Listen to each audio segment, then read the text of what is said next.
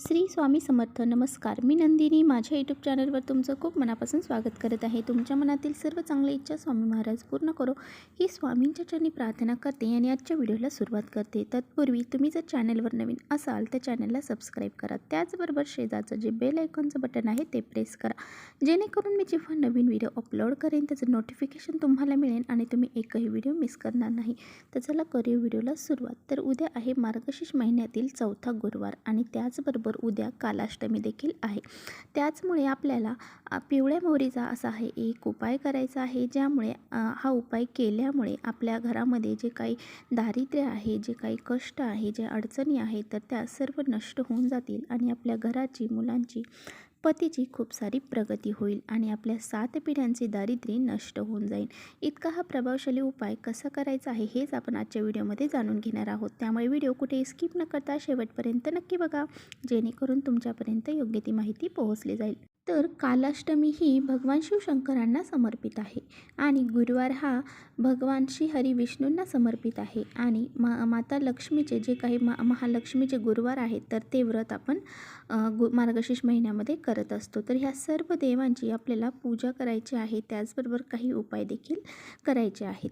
तर पहा, कालाष्टमीच्या दिवशी कालाष्टमीचं व्रत केल्याने, त्याचबरोबर त्या दिवशी काही सेवा आणि काही उपाय केल्याने आपल्या जीवनामध्ये जर आपल्याला काही भीती वाटत असेल, रात्री स्वप्न पडत असतील, काही भीतीदायक स्वप्न पडत असतील, तर ते स्वप्न आपल्याला पडत नाही आणि आपल्याला कालभैरवनाथांचा आशीर्वाद हा प्राप्त होतो. कालभैरवनाथांची रात्री पूजा केली जाते आणि त्यांना जिलेबीचा नैवेद्य अर्पण केला जातो. तर पहा, कालभैरवनाथ हा भगवान शिवशंकरांचाच एक अवतार आहे आणि तो भगवान शिवशंकरांचा रुद्र अवतार आहे आणि आपल्याला उद्या पहा भगवान शिवशंकरांच्या मंदिरामध्ये जायचं आहे आणि त्यांच्यावरती जल अर्पण करायचं आहे. त्याचबरोबर त्यांच्यावरती आपल्याला जल अर्पण केल्याच्या नंतर त्यांना एक बेलपत्र अर्पण करायचं आहे आणि त्याचबरोबर आपल्याला उद्या गाईला एक वस्तू खाऊ घालायची आहे. त्याचबरोबर गाईला आपल्याला एक सकाळी लवकर आपण जेव्हा स्वयंपाकघरामध्ये चपाती बनवतो ती चपाती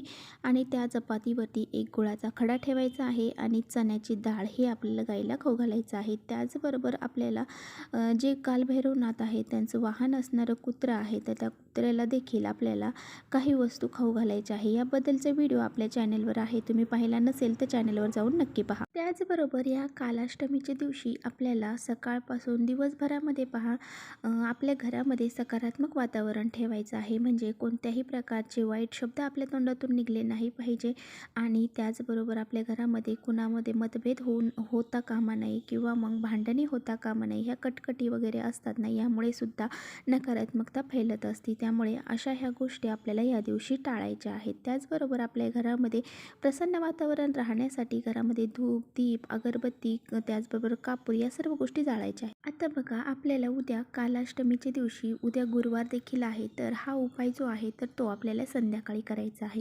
संध्याकाळी 5च्या नंतर तुम्ही हा उपाय करू शकता. तर पिवळी मोहरी आपल्याला घेऊन यायची आहे. तर ही पिवळी मोहरी आपल्याला ह्या उपायासाठी लागणार आहे आणि पिवळी मोहरी आपल्याला आपल्या उजव्या हातामध्ये पकडायची आहे. ही पिवळी मोहरी जी आहे तर ती तुम्हाला कोणत्याही किराणा मालाच्या दुकानामध्ये मिळून.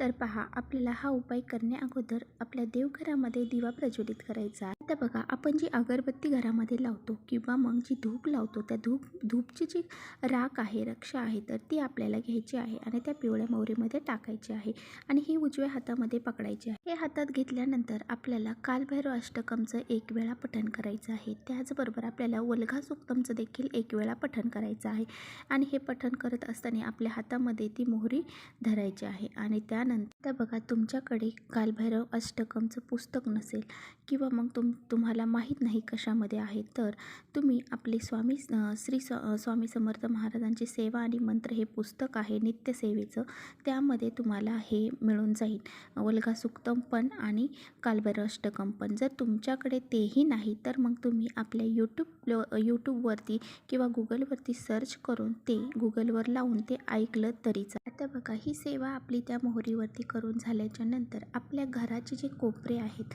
तर आपल्या प्रत्येक प्रत्येक रूममध्ये घरामध्ये जी काही प्रत्येक जेवढ्या रूम आहेत आपल्या तेवढ्या प्रत्येक रूममध्ये प्रत्येक कोपऱ्यामध्ये आपल्याला ही पिवळी मोहरी थोडी थोडी टाकायची आहे. आणि पहा टॉयलेट आणि बाथरूम सोडून आपण सर्व घरामध्ये ही मोहरी थोडी थोडी टाकायची आहे, म्हणजेच कोपऱ्यांनी ठेवायची आहे. आता बघा ही पिवळी मोहरी जी आहे तर ती रात्रभर आपल्याला आपल्या घरामध्येच ठेवायची आहे. आणि नंतर सकाळी उठल्याच्या नंतर म्हणजे शुक्रवारी सकाळी उठल्यानंतर जेव्हा आपण झाडू मारणार आहात आणि ती सकाळी झाडून काढायची आहे. झाडून काढल्याच्या नंतर पहा झाडू काढत असताना आपल्या घरातील सर्व नकारात्मक शक्ती जे दोष आहेत तर ते इथे नष्ट होऊन गेलेले आहेत असं आपल्याला म्हणायचं आहे. आणि ती पिवळी मोहरी आपल्या सुपलीमध्ये भरायची आहे आणि ती आपल्या डस्टबिनमध्ये टाकून द्यायची आहे. तर असा हा अगदी छोटा आणि साधा सोपा उपाय तुम्हाला उद्या करायचा आहे. हा उपाय आवर्जून करा. यामुळे तुम्हाला तुमच्या घरामध्ये जर काही नकारात्मक दोष असतील किंवा शक्ती असतील, शत्रुबाधा असेल, पितृदोष असतील, काही बी अडचणी असू द्या त्या सर्व तुमच्या नष्ट होऊन जातील. इतका हा प्रभावशाली उपाय आहे आणि हा उपाय करायला अजिबात विसरू नका.